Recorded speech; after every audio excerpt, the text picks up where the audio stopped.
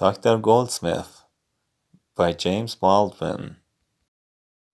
There was once a kind man whose name was Oliver Goldsmith.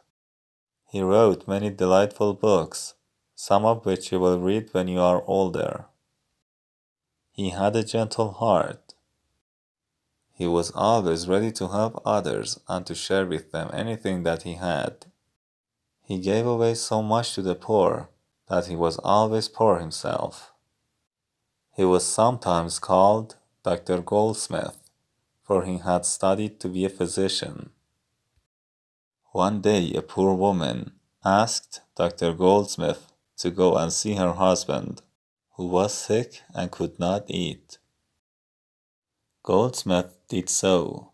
He found that the family was in great need. The man had not had work for a long time. He was not sick, but in distress. As for eating, there was no food in the house. "Call at my room this evening," said Goldsmith to the woman, "and I will give you some medicine for your husband." In the evening the woman called. Goldsmith gave her a little paper box that was very heavy. "Here is the medicine," he said. "Use it faithfully, and I think it will do your husband a great deal of good.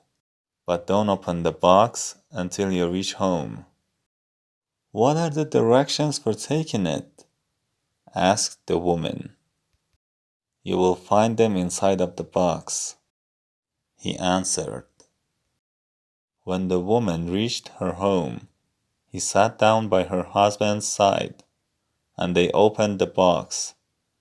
What do you think they found in it?